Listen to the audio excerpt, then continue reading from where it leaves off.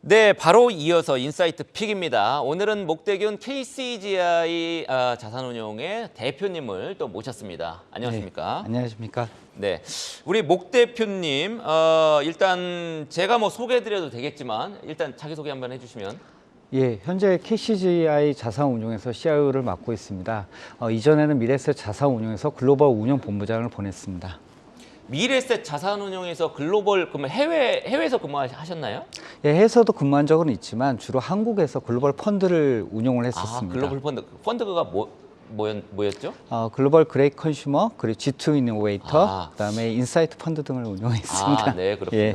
특히 글로벌 그레이트 컨슈머라는 거는 저한테도 좀 익숙합니다. 저도 이제 가입을 했었는데 네. 성과가 굉장히 좋았었죠. 예, 그래서 글로벌 브랜드 기업들에 투자하기 때문에 안정적 현금 흐름을 기반으로 하고 브랜드 파워를 기반으로 하기 때문에 성과가 상당히 양호했었습니다. 네, 우리 목 대표님 바로 이제 지금 KCGI라고 하면은 원래 이제 강성부 펀드로 이제 잘 알려져 있었죠. 예, 맞습니다. 행동주의 펀드라고 우리는 알려져 있는데 행동주의 펀드가 더 이상 아니라고 이제 주장하셨다고 제가 들었는데 맞습니까? KCGI가 있고요. 저희는 KCGI가 이제 소유하고 투자하고 있는 KCGI 자산운용입니다. KCGI 자산운용은 종합자산운용사로서 뭐 행동주의 쪽 관련된 펀드도 운영을 하지만 채권 그리고 대체 쪽을 좀 운영을 하고 있습니다. 그러다 보니까 행동주의가 조금 부각이 되면 그렇군요. 다른 부분에서 쉽지 않아서 그러면은 이제 더 이상 PEF 사모펀드가 아니고 이제 공모펀드도 많이 하는 그런 쪽이겠죠? 예, 전체적으로 KCGI 그룹으로 봤을 경우에는 공모펀드도 하고 있고요. 예, 다른 쪽 영역으로 확장을 하고 있습니다. 그런데 이제 제 첫 번째 질문으로 저 행동주의 관련해서 또 가져왔네요.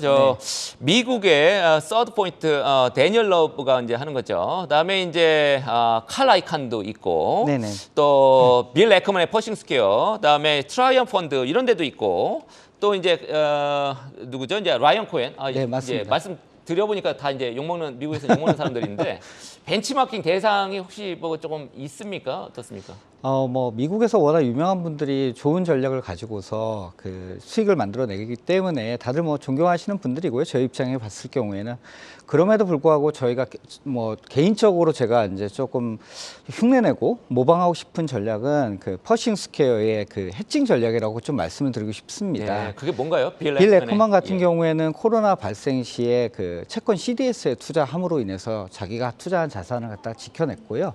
그 다음에 잘 아시겠지만 미국 채권을 갖다 최근에 공매도를 했었고 최근에 공매도 포지션을 좀 청산을 했었습니다.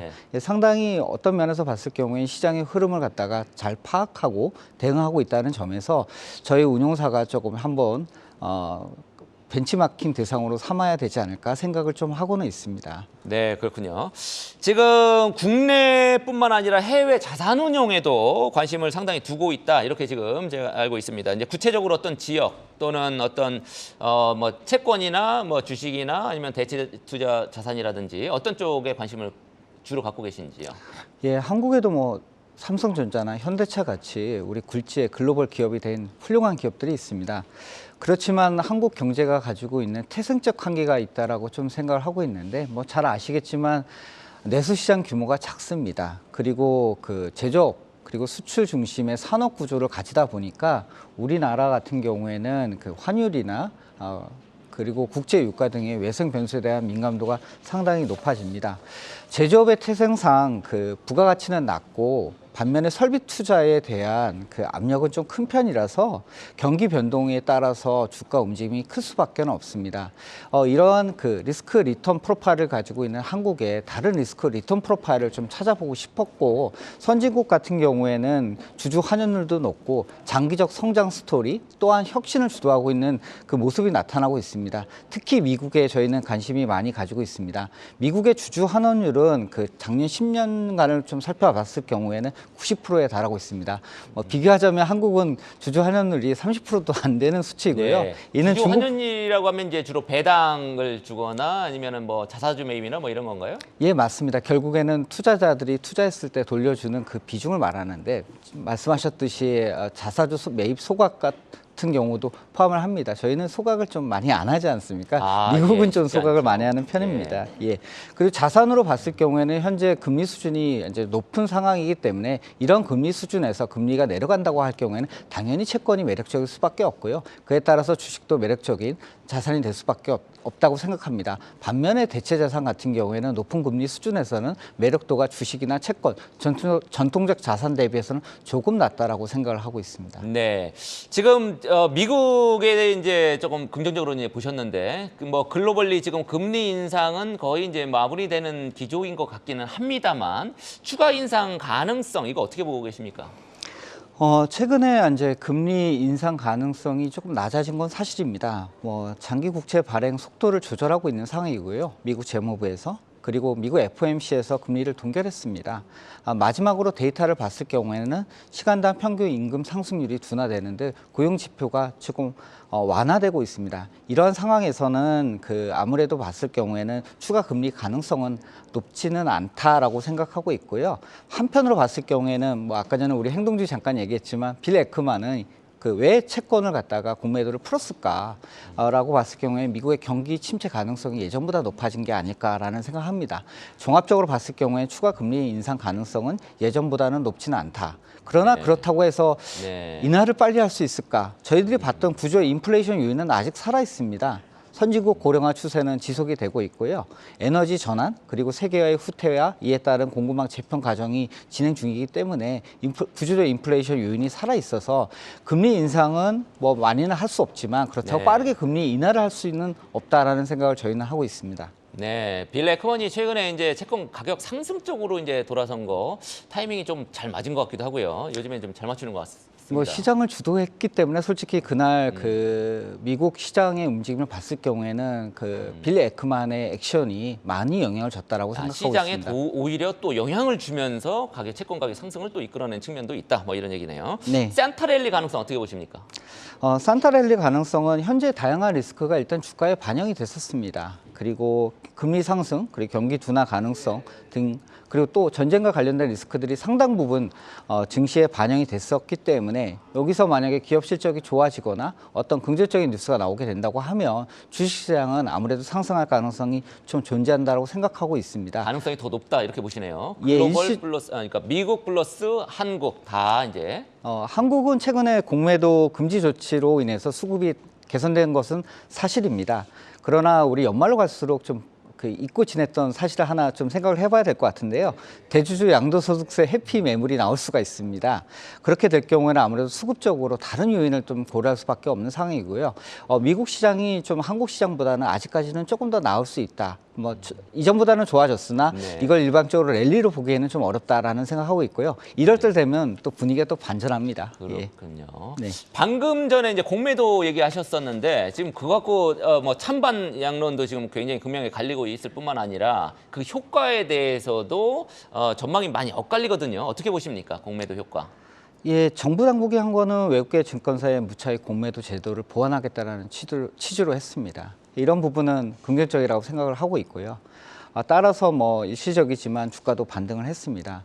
효과를 봤을 경우에는 그러나 공매도 비중이 낮고 그에 따라서 영향력은 증시에 미치는 영향력은 단기적이고 제한적일 수밖에 없습니다. 부정적 영향으로 봤을 경우에는 장기 수급을 체크해 봐야 될 것 같은데요. 한국 자본시장의 선진시장 진입 가능성이 좀 지연될 수 있습니다. MSCI의 선진국 지수 편입이 그렇죠. 좀 지연될 경우에는 중장기적으로는 부정적인 영향이 좀 존재할 수 있습니다. 결국에 유통시장에서는 가격의 적정 가격이 무엇이냐라고 찾는 투자자들이 찾는 가정을 보이는 것이 유통시장이라고 생각하고 있고요. 기업의 실적과 경기가 결국에는 방향성을 결정할 것이라고 생각을 하고 있습니다.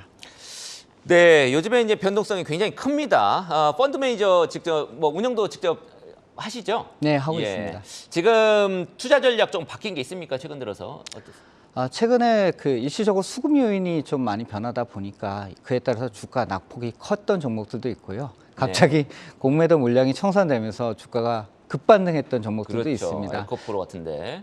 네, 그 전에 공매도가 많이 쌓였던 종목 중에 에코프로 이외에 다른 종목들도 반등한 종목들이 조금 있었습니다. 저희가 생각하는 적정 가격 대비 가격 격차가 좀 컸었던 편이었기 때문에 그날과 그 다음 날 주가 포트폴리오를 갖다가 많이 조정을 한 상황입니다. 그럼에도 불구하고 뭐 중장기적으로는 저희가 생각하는 장기적 변화에 좀 집중을 하고 있는 상황입니다. 첫 번째로는 인구 고령화, 두 번째로 봤을 경우에는 기후 변화, 마지막으로는 인공지능 등 기술 변화에 주목을 하고 있고요. 이러한 쪽에 집중적으로 투자를 하려고 생각하고 있습니다. 네. 고령화, 기후변화, 또 기술변화, AI를 비롯한 이렇게 얘기를 하셨고요.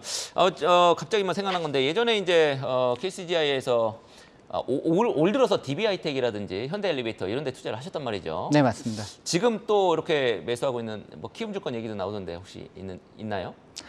저희가 많은 종목들을 현재 저희 투자 대상으로 선정하고 지금 현재 공부를 하고 있는 상황입니다. 그에 따라서 저희 포트폴리오 액션을 할 것으로 생각을 좀 하고 있습니다. 네, 여러 기업들을 계속 이제 매수를 하고 계시는군요. 뭐 공모 자금도 좀 들어오니까 이제 또 투자할 수 있는 여력이 더 커질 수도 있겠네요.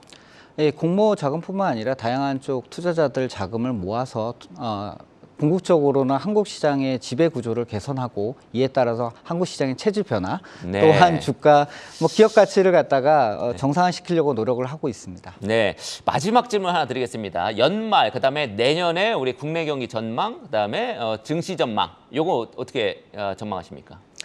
펀드 매니저이기 때문에 다른 경제학자 분들하고 혹은 다른 분들하고 전략가들하고는 좀 다르게 저희의 주된 업무는 주된 역할은 시장 변화에 잘 대응하는 거라고 생각을 조금 하고 있습니다. 앞서 말씀드렸듯이 한국 같은 경우에는 그 외생 변수에 대한 민감도가 상당히 높습니다. 특히 미국의 금리 변화 그리고 국제 유가 변화에 따라서 당연히 한국 시장의 변동성은 높을 수밖에 없다라고 생각하고 있고요. 단지 조금 한국 시장의 긍정적인 건 아직도 밸류에이션이 싸다.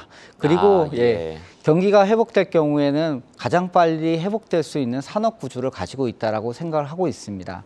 저희가 그런 측면에서 봤을 경우에는 좀 더 비관적이기보다는 좀 더 낙관적으로 조금 대응을 하려고 노력을 하고 있습니다. 내년에는 경기가 좀 회복될 걸로 보시는 거군요. 예, 저희가 대한민국의 주력 산업 중에 하나가 반도체인데요. 반도체 같은 경우에는 인공지능과 모빌리티 수요가 2024년부터 보다 좀 가시적으로 회복될 수 있다라고 생각하고 있습니다. 2025년부터는 레벨 3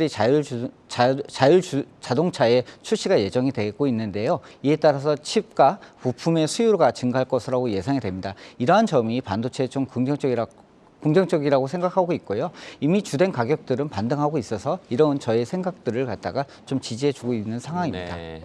특히 반도체 쪽 유망하다 이렇게 이제 꼽아주신 걸로 이해를 하겠습니다.